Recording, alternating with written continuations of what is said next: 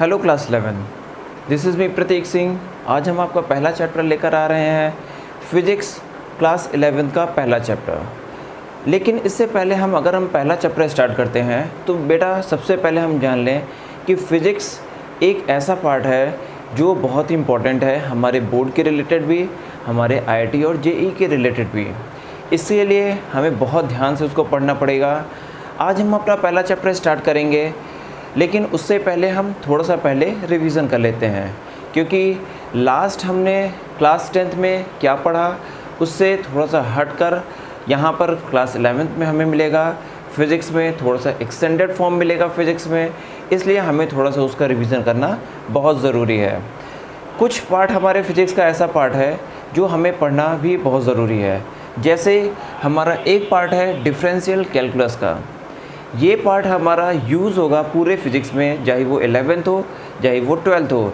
ध्यान रखना हमारे दो पार्ट्स होते हैं, एक डिफरेंशियल कैलकुलस और एक इंटीग्रल कैलकुलस, यानी डिफरेंशिएशन जिसको कहते हैं और इंटीग्रेशन कहते हैं। जिन बच्चों ने मैथ्स ऑप्ट किया होगा हमारे क्लास 11th और क्लास 12th में, उनको क्लास 12th में ये बहुत ही डिटेल में मैथमेटिक्स में पढ़ाया जाएगा, जिसका चैप्टर का नाम होगा डिफरेंशिएशन और इंटीग्रेशन। फिर भी हमें यहाँ पे दोनों बच्चे को पढ़ाना है, चाहे वो मैथ्स हो चाहे वो बायो हो, तो हमें इसको थोड़ी सी इसकी नॉलेज लेकर के पहले से चलनी होगी। बेटा ये बहुत ही बड़ा पार्ट है हमारा डिफरेंशियल कैलकुलस का, बहुत ही इंटरेस्टिंग पार्ट है। लेकिन हम यहाँ पे कुछ ही फॉर्मूलेस का यूज़ करेंगे, कुछ ही फॉर्मूलेस के बारे में पढ़ेंगे जो हमारे फिज़िक्स में इम्पॉर्टेंट है, जो हमारे फिज़िक्स से कोरिलेट करते हैं। हमारा पहला फॉर्मूला है ये, हमने कुछ फॉर्मूले की यहाँ पे चार्ट बना रखा है। पहला फॉर्मूला हमने लिखा है dy/dx। ध्यान रखना हमारा डिफरेंशिएशन का कॉन्सेप्ट क्या होता है, डिफरेंशिएशन को रिप्रेजेंट करने के लिए d/dx से रिप्रेजेंट करते हैं। इसका मतलब क्या होता है, इसका मतलब होता है किसी भी फंक्शन का हम डिफरेंशिएशन करते हैं with respect to the x। यानी अगर हमारा कोई भी फंक्शन दिया हुआ है, उसमें x है, y है, z है, तो x हमारा वेरी करेगा, बाकी y और z को हम कांस्टेंट सपोज कर लेते हैं। जिसके रिस्पेक्ट में हम यहाँ पे डिफ्रेंशिएट करेंगे उसी को हम कंसिडर करेंगे, बाकी सारे कंटेंट हमारे कांस्टेंट हो जाएंगे, चाहे वो x के अलावा, चाहे वो y हो, चाहे वो z हो, चाहे वो t हो, चाहे वो m हो, हमें वहाँ पे उनको कांस्टेंट लेकर चलना पड़ेगा। सबसे पहले हम जान लेते हैं कि डिफरेंशिएशन और इंटीग्रेशन में अंतर क्या होता है, क्योंकि हमें ये जब मालूम रहेगा तभी हम इसको बहुत ही इंटरेस्टिंग वे से कर सकते हैं। डिफरेंशिएशन का मतलब होता है कि बड़े बड़े पार्ट को तोड़ देना। जब हमें मैथमेटिक्स में कभी फंक्शन हमने पढ़ रहा था, छोटी क्लासेस में फंक्शन पढ़ा था, तो वहाँ पे छोटे छोटे फंक्शन थे, लेकिन आज हमें बड़े फंक्शन मिलेंगे। अब हम हायर स्टैंडर्ड में जा रहे हैं तो हमें बड़े फंक्शन मिलेंगे। बड़े फंक्शन को हम पढ़ने के लिए क्या करते हैं, इनको हम छोटे छोटे पार्ट्स में ब्रेक कर लेते हैं और इसको हम सॉल्व कर लेते हैं। जैसे अगर हमें पहाड़ तोड़ने को कहा जाए तो हम एक बार में पहाड़ को तोड़कर अलग नहीं कर पाते हैं, हम थोड़ा थोड़ा तोड़ते रहते हैं और बाद में जाकर के पूरा पहाड़ टूट जाता है। वैसे ही इसका ऑपोजिट होगा इंटीग्रेशन। हम छोटे छोटे फंक्शंस को जोड़ करके वापस हम बड़ा बना लेंगे। ऐसा हम क्यों करते हैं, क्योंकि अगर हम किसी फंक्शन को तोड़ेंगे तो उसको हमें जोड़ना भी पड़ेगा। ओके, तो चलो हम इसको स्टार्ट करते हैं। डिफरेंशिएशन का आज पार्ट करते हैं। हमारा ये पहला लेक्चर है, पहला वीडियो है, बहुत ही ध्यान से पढ़िएगा, क्योंकि पूरे फिज़िक्स को समझने के लिए हमें डिफरेंशिएशन और इंटीग्रेशन बहुत अच्छे से आना चाहिए। अगर हमें डिफरेंशिएशन और इंटीग्रेशन नहीं आएगा तो फिज़िक्स के 20% पार्ट में हम लैग कर जाएंगे। यानी जितने भी डेरिवेशन है उसका 20% हमारा इन फॉर्मूलोज का यूज़ करके किया गया है, चाहे वो डिफरेंशिएशन का हो चाहे वो इंटीग्रेशन का हो। हमारा इंटीग्रेशन ज़्यादा यूज़ होता है, लेकिन इंटीग्रेशन से पहले हम क्या पढ़ेंगे, डिफरेंशिएशन, क्योंकि अगर हमें एक पहलू नहीं मालूम होगा तो दूसरा पहलू हम नहीं पढ़ पाएंगे। चलो स्टार्ट करते हैं। हम यहाँ पर कुछ फॉर्मूलेस के बारे में डिस्कस करते हैं। हमारा पहला फॉर्मूला जो है यहाँ पे d/dx ऑफ c यहाँ पर हमारा कांस्टेंट टर्म है। जैसा कि मैंने पहले बताया था कि हम यहाँ पे x के रिस्पेक्ट में डिफ्रेंशिएट कर रहे हैं, तो बाकी सारे टर्म हमारे इसके लिए कांस्टेंट हो जाएंगे। ठीक है, तो c हमारे यहाँ पे कांस्टेंट टर्म है। तो पहला हमारा फॉर्मूला क्या बनता है कि अगर कोई भी फंक्शन है उसका हम डिफ्रेंशिएशन x के रिस्पेक्ट में कर रहे हैं, तो बाकी सारी उसकी वैल्यू क्या हो जाएगी, कांस्टेंट हो जाएगी। यानी इसका मतलब क्या है कि अगर हम किसी कांस्टेंट टर्म का डिफ्रेंशिएशन कर रहे हैं तो उसकी वैल्यू क्या हो जाएगा, 0 हो जाएगा। ध्यान रखना, बहुत ही इंपॉर्टेंट पार्ट है। कि अगर हम किसी कांस्टेंट वैल्यू को डिफ्रेंशिएट कर रहे हैं with respect to the X तो उसकी वैल्यू क्या हो जाएगी, 0 हो जाएगी। ये हमारा पहला फॉर्मूला है। चलते हैं हम उसके दूसरे फॉर्मूले में बात करते हैं। यहाँ पर सेकेंड फॉर्मूला यहाँ पर दिया हुआ है dy by D X of C X. C हमारा यहाँ पर कांस्टेंट टर्म है और सॉरी y यहाँ पे दिया हुआ है, c हमारा यहाँ पर कांस्टेंट टर्म है और y हमारा यहाँ पर एक फंक्शन है। y हमारे फंक्शन में x भी आ सकता है, तो ध्यान देना वहाँ पर हम y को देख लेंगे पहले हमारा किस चीज़ का फंक्शन है। तो उसने बोला है differentiation of D by D X of c into Y. अगर कोई भी सिंबल नहीं लगा हुआ है तो इसका मतलब यहाँ पर इंटू का साइन होगा। c इंटू वाई, इसका मतलब क्या हो जाएगा, कांस्टेंट टर्म हमारा हरदम बाहर आ जाता है, तो कांस्टेंट टर्म हमारा बाहर आ गया और हम क्या करेंगे, differentiation of D Y by D X of Y. हम y के रिस्पेक्ट में इसको डिफ्रेंशिएट कर देंगे। हमारा y क्या है यहाँ पर, where y is a function of f। बहुत से लोगों को फंक्शन के बारे में नहीं पता होगा, तो जनरल भाषा में हम जनरल लैंग्वेज में हम बता दें कि फंक्शन किसी भी चीज़ का एक हमारा इक्वेशन होता है। अभी हम आगे सॉल्व करेंगे तो हमें बहुत अच्छे से मालूम हो जाएगा कि फंक्शन हमारा क्या होता है। फंक्शन हम यहाँ पर एक इक्वेशन को लेकर के चलते हैं। चलो तीसरा हमारा सबसे इम्पोर्टेंट फॉर्मूला है जो कि बहुत यूज़ होगा, that is the x power n। अगर हम x के रिस्पेक्ट में डिफ्रेंशिएशन कर रहे हैं और पावर हमारा यहाँ पर n लगा हुआ है, तो सबसे पहले डिफ्रेंशिएशन में पावर हमारी सामने आती है, फिर हमारा क्या होता है x की पावर n-1 हो जाता है, यानी जो भी पावर होगा वहाँ पे हमारा -1 हो जाएगा। चलो इन पे हम कुछ क्वेश्चन करते हैं तो हमारा कॉन्सेप्ट थोड़ा सा और क्लियर होगा। एक एक क्वेश्चन हम लेकर एक एक फॉर्मूला हम लेकर चलते हैं तो इनके हम क्वेश्चन आसानी से समझ पाएंगे। होप सो आप सब लोगों ने इसको नोट कर लिया होगा। ठीक है, आप लोग इसको नोट कर लीजिए। नोट करने के बाद हम आगे बढ़ते हैं। ओके, चलो बेटा एक बात ध्यान रखना, कोई भी चीज़ हम जो यहाँ पे लिख रहे हैं उसको नोट करने के लिए आप वीडियो को पॉज कर लेना या फिर वीडियो को स्टॉप कर लेना, वहीं पे रोक लेना, स्लो कर लेना, जैसा भी आपको सूटेबल लगता है। अगर आप उसको पॉज कर लेंगे तो बहुत अच्छे से उसको नोट कर पाएंगे। बाकी सारी चीज़ें आपकी बुक में दी हुई है। एक चीज़ हम और बात डिस्कस करेंगे कि हम कौन सी बुक को प्रेफर करें। हमारे पास मार्केट में बहुत सी बुक हैं, सारी बुकें हमारी एक जैसी ही होती है, किसी में कुछ थोड़ा सा कम, किसी में थोड़ा सा ज़्यादा। ओके, लेकिन सबसे पहले हमारा बेस क्या होगा, NCERT, जो हमें CBSE बोर्ड हमें प्रोवाइड करता है NCERT की बुक। हम उसको बेस लेकर के चलेंगे, उसके सारे एग्जाम्पल्स को सॉल्व करेंगे, एक्सरसाइज को करेंगे, साथ में हम रेफरेंस बुक के कुछ एक्सरसाइज को भी करेंगे। ठीक है, चलो एक एक हम फॉर्मूला का यूज़ करके उस पर बेस्ड न्यूमेरिकल देखते हैं कि न्यूमेरिकल में कैसे हो सकते हैं।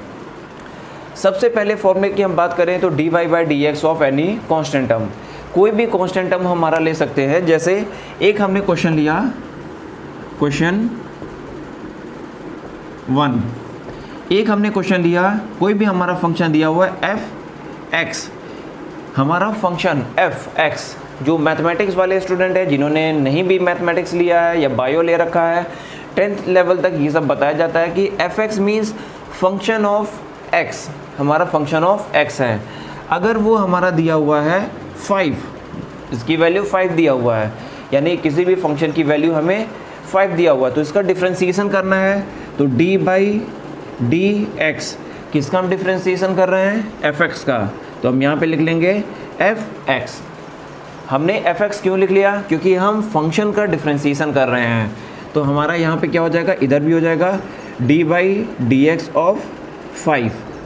जैसे बहुत से बच्चे ऐसे समझ सकते हैं कि हमने दोनों तरफ dy बाई डी एक्स से मल्टीप्लाई कर दिया, ऐसे भी समझ सकते हैं, लेकिन ये सही तरीका, एक्यूरेट तरीका नहीं है, सिर्फ समझने के लिए तरीका है। बाकी हम पढ़ेंगे इसको क्या, differentiation of function with respect to the x इस साइड किया और differentiation of function with respect to the on another side किया।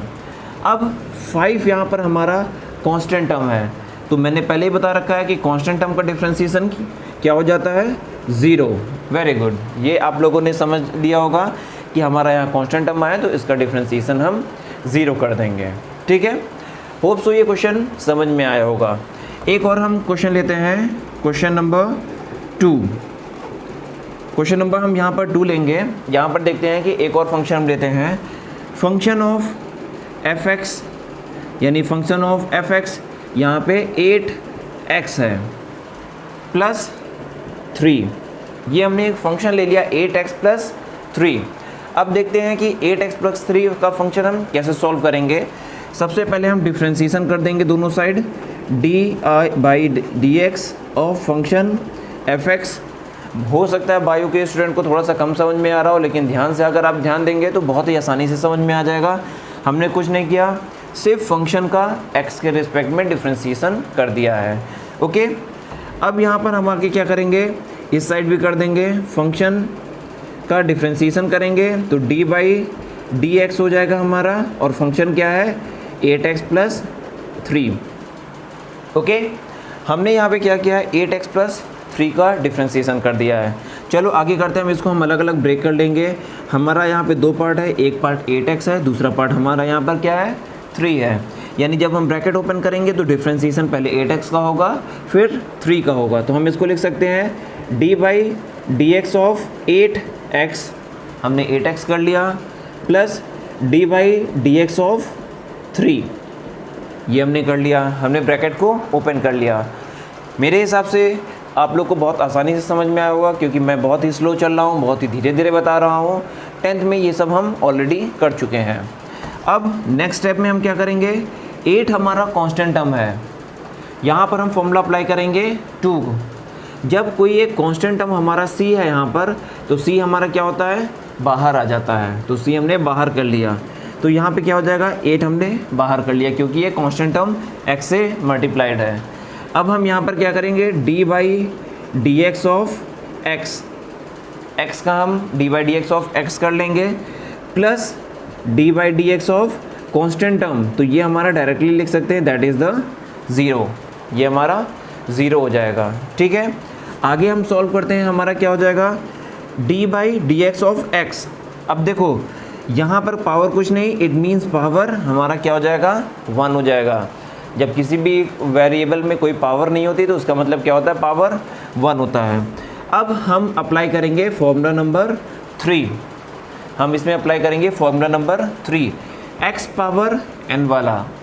अब देखो x की पावर n की वैल्यू यहाँ पर क्या है 1, तो हम क्या लिखेंगे 8 और x की वैल्यू क्या है 1। तो सबसे पहले हम x की पावर n है तो n को हम क्या करते हैं सामने ले आते हैं, दैट इज़ 1। होप तो समझ में आया होगा। x पावर n लगाया तो पहले हम क्या करते हैं n को सामने लिख लेते हैं, हमने 1 को सामने लिख लिया, इनटू x की पावर 1, पावर n की वैल्यू 1 है, -1, ये हो गया। अब ध्यान से देखेंगे 1 को x से मल्टीप्लाई करेंगे तो 1 आएगा, और x पावर 1 - 1 क्या हो जाएगा x पावर 0, तो ये क्या हो जाएगा 8 इंटू x पावर 0। अब ये हमें फॉर्मूला एक्सपोनेंट में क्लास 8 में हमने चैप्टर नंबर 2 में पढ़ा है बहुत अच्छे से। किसी की भी पावर 0 क्या होता है 1 होता है, तो यहाँ पे वैल्यू क्या हो जाएगा 8। आया समझ में? तो ये बहुत ही छोटा सा कॉन्सेप्ट है, डिफ्रेंसीसन का कॉन्सेप्ट है। एक बार हम फिर से देख लेते हैं कि हमने क्या किया है, बहुत ही इंपॉर्टेंट पार्ट है, इसको अच्छे से समझ लो, क्योंकि अगर ये नहीं समझ में आएगा तो इंटीग्रेशन हमें नहीं समझ में आएगा। हमें एक फंक्शन क्वेश्चन में दिया हुआ है fx = 8x प्लस 3, यहाँ पे ये ब्रैकेट में दिया हुआ है 8x प्लस 3। अब डिफ्रेंसीसन हमें निकालना है fx का, दूसरे साइड भी हमने क्या कर दिया डिफ्रेंसीसन ऑफ 8x प्लस 3। हमें यहाँ पे करने की कोई ज़रूरत नहीं होती है, ठीक है।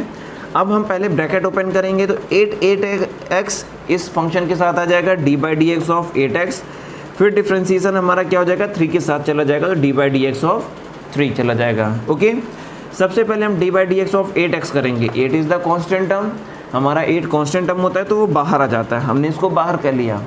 अब डिफ्रेंसीसन ऑफ क्या हो जाएगा बचेगा x, हमने x कर लिया। अब यहाँ पे हमने फॉर्मूला अप्लाई किया, formula number 3, x power n, यहाँ पर कोई भी फॉर्मूला नहीं दिया, यहाँ पे कोई भी वैल्यू नहीं दिया हो, इट मीन्स 1। तो सबसे पहले क्या करेंगे n को सामने लाएंगे 1 इंटू x की पावर 1 - 1, 1 - 1 क्या हो जाएगा x पावर 0 हो जाएगा। और हमें पता है x पावर 0 क्या होती है वैल्यू 1, तो 8 को 1 से मल्टीप्लाई करेंगे तो हमारा आंसर क्या आ जाएगा 8 आ जाएगा। आया समझ में? बहुत ही सिंपल सा कॉन्सेप्ट है, इसको आप लोग वीडियो को पॉज करके आप लोग यहाँ पर नोट कर सकते हो, ठीक है। चलो एक आधे हम और क्वेश्चन करते हैं ताकि ये 3 कॉन्सेप्ट को हम बहुत ही अच्छे से समझ सकें। इसको कॉन्सेप्ट को समझने के लिए एक हम फंक्शन और लिख रहे हैं। क्वेश्चन नंबर 3 एक और फंक्शन लिख रहे हैं। फंक्शन क्या है, अब ध्यान से देखना बेटा। कभी कभी फंक्शन हमारा ऐसे भी दे सकते हैं कि y equal to 4x square plus 3x plus 2, इस फॉर्म में भी दे सकते हैं हमारा फंक्शन। इधर fx ना दे करके हमारा y दे देंगे, तो उसमें डाउट नहीं होना चाहिए कोई भी, इसमें किसी भी तरह का कोई भी मिसअंडरस्टैंडिंग नहीं होना चाहिए। बहुत ही सिंपल सा कॉन्सेप्ट है। y हमारा दिया हुआ है तो कोई बात नहीं, हम y कर लेंगे, ठीक है। नीचे वाला मैं इरेज कर दे रहा हूँ, आप लोगों ने नोट कर लिया होगा। चलो इसको हम फॉर्मूला, इन्हीं 3 फॉर्मूले का यूज़ करके सॉल्व करेंगे। हम इसको डिफ्रेंसिएशन करते हैं dy बाई dx। हम d बाई डी एक्स कर दिए दोनों साइड। इधर भी हमारा क्या हो जाएगा, d by D X of 4x square plus 3x plus 2। Okay, ये समझ में आया होगा, 4x square plus 3x plus 2। अब हम इस ब्रैकेट को ओपन करेंगे। ब्रैकेट को ओपन करेंगे तो हमारा क्या हो जाएगा, पहला एक टर्म है, दूसरा टर्म है, तीसरा टर्म है। सबसे पहले हम आइडेंटिफाई कर लेंगे कि कितने इसमें हमारे टर्म्स हैं। अब ब्रैकेट को ओपन करते हैं तो एक बार d by D X of क्या आ जाएगा, 4x स्क्वायर, पहला टर्म आ गया, plus d by D X of दूसरा टर्म क्या आ जाएगा, 3x plus d by D X of हमारा क्या हो जाएगा, 2। ये हमारा कांस्टेंट टर्म है। अब इन्हीं 3 फॉर्मूले का यूज़ करके हम आगे सॉल्व करेंगे। अब 4 हमारा यहाँ पे कांस्टेंट टर्म है, इसको हम बाहर निकाल लेते हैं, जैसा कि हमने पिछले क्वेश्चन में किया था। 4 हमने बाहर निकाल लिया, d by D X of x square plus 3 constant term में बाहर निकाल लिया। ये हमारा क्या हो गया, d by D X of x plus ये हमारा 0 हो जाएगा। हम आगे करने से अच्छा 0 कर देते हैं। एक चीज़ और ध्यान देना, d by D X of x always 1 होता है। कैसे, पिछले वीडियो में हम लोगों ने किया था, करके एक बार फिर से देख लेते हैं। 4, अब यहाँ पर x की पावर n का फॉर्मूला अप्लाई करेंगे, फॉर्मूला नंबर 3। मैंने पहले ही बताया था कि फॉर्मूला नंबर 3 बहुत ही आता है, बहुत ही इंपॉर्टेंट है, ये बहुत ज़्यादा रिपीट होता है। x पावर n की वैल्यू यहाँ पर 2 है, तो हम क्या लिखेंगे, n x की पावर n माइनस 1, ये हमारा फॉर्मूला नंबर 3 है, plus 3 times dy by D x power 1 है, तो n x power 1 minus 1 plus 0। मैंने पहले बताया था d बाई डी एक्स की वैल्यू हमारा 1 होती है। अब देखेंगे इसकी वैल्यू हरदम 1 आएगी, याद कर लो इसको, अच्छे से लर्न रहेगा तो हरदम उतना सॉल्व करने की ज़रूरत नहीं पड़ेगी। मल्टीप्लाई किए 4 2 ज़ा 8, x power 2 minus 1 1 plus 3 into 1 3, x power 1 minus 1 0, x power 1 minus 1 0 होता है, यानी x पावर 0 हमारा क्या हो जाएगा, 1 हो जाएगा। ये फॉर्मूला होता है एक्सपोनेंट का, इसको याद रखना। तो यहाँ पर 1, तो ये क्या हो जाएगा, 8x प्लस 3, ये हमारा आंसर हो जाएगा। होप सो आपको डिफ्रेंसिएशन बहुत अच्छे से समझ में आया होगा। इसके और भी क्वेश्चंस हमारे बुक में दिए हुए हैं, उनकी अच्छे से प्रैक्टिस कर लेना। अगर आपको कोई भी डाउट होता है, किसी भी क्वेश्चन में डाउट होता है, तो आप हमारे कमेंट बॉक्स में जा कर के वहाँ पर आप मैसेज कर सकते हो। कमेंट बॉक्स में मैंने टेलीग्राम का डिस्क्रिप्शन दिया हुआ है, टेलीग्राम ऐप्स पर आप जा कर के हमारे वहाँ पे सारे वीडियोस, सारे नोट्स और सारे वहाँ पर प्रैक्टिस पेपर आप वहाँ पे पा सकते हो, टेलीग्राम पे भी जा कर के, अगर आप वहाँ पे नहीं पा रहे हो।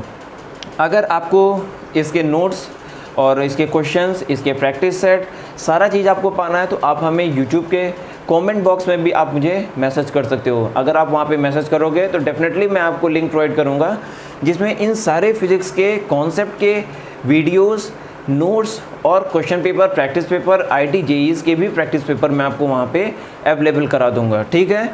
तो आज हम एक बार फिर से रिवीजन कर लेते हैं हमारे चैप्टर ये हमारा 0 है, हमारा बेसिक पार्ट है। अभी हमने चैप्टर सिलेबस का कोई भी कंटेंट स्टार्ट नहीं किया है। हमने टॉपिक उठाया है आज डिफरेंशियल कैलकुलस। डिफरेंशियल कैलकुलस में हमने 3 पार्ट पढ़े हैं, 3 फॉर्मूले पढ़े हैं। d by D X of constant term that is a 0, d by D X of any function c into y that is a c dy by dx, and third is the dy by dx of x power n that is a x power n the formula will be nx power n minus 1। इसी के basis पे हमने कुछ questions किए हैं, hope so आपको ये question समझ में आए होंगे। हमारे नेक्स्ट वीडियो में ध्यान देना, हम बात करेंगे इंटीग्रेशन की, लेकिन वो वीडियो आपको देखना बहुत ही इंपॉर्टेंट है, क्योंकि अगर डिफरेंशिएशन का वीडियो हमने पढ़ लिया, इंटीग्रेशन नहीं पढ़ा है, तो हम फिज़िक्स में कहीं ना कहीं आगे जाके प्रॉब्लम क्रिएट कर सकते हैं।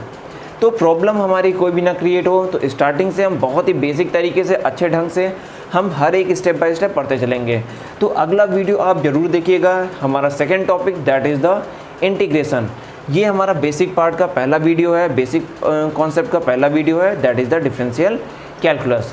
होप सो आपको समझ में आया होगा। अगर आपको कोई भी डाउट हो, कोई भी किसी तरह की प्रॉब्लम हो, आप हमारे कमेंट बॉक्स में ड्रॉप कर सकते हो। ओके, तो बेटा आज की वीडियो के लिए इतना ही सफिशिएंट। बाकी हम नेक्स्ट फिजिक्स की सेकंड क्लास में पढ़ेंगे। गुड बाय, बी वेल, और कोरोना से आप लोग बच के रहिए, अपने आप को सेफ रखिए, घर के बाहर मत जाइए, ऑनलाइन क्लासेस का पूरा प्रॉफिट उठाइए, टाइम दीजिए, पढ़ाई करिए, क्योंकि एग्ज़ाम्स हमारे सेम समय पर होंगे, और एग्ज़ाम्स हमारे सेम समय पर होंगे तो हमें पढ़ाई आना चाहिए। ओके, सो बेटा आज के लिए इतना ही काफ़ी है। नेक्स्ट वीडियो हम जल्दी आपको प्रोवाइड करेंगे। Good bye, good bye.